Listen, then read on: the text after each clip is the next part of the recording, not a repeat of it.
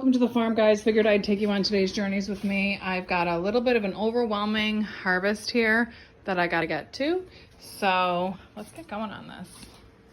A bunch more tomatoes than this, but I think the way I'm going to start is with dinner, because even when I do all this preservation, that's something that still has to be done. So I'm thinking some sauce. I've just been washing up vegetables, but I think it's time to get some onion sauteing for this to start the sauce process. I'm gonna get these roasting in the air fryer while I get the onion going. Pepper, garlic powder, onion powder, balsamic.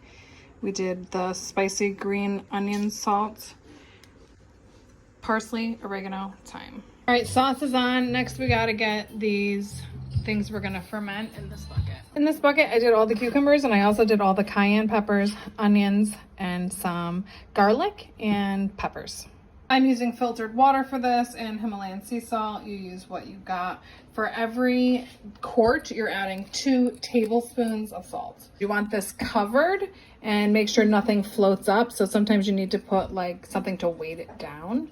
And then I'm gonna do it in here and leave it cracked a little bit on the top, but you can also use a fermentation lid if you're just doing it in a mason jar. A couple days later, I was checking my ferment for you guys, and it is a little cloudy, which is totally normal. And you might even see some yeast forming at the top, which is kind of like yellow, and that's normal too.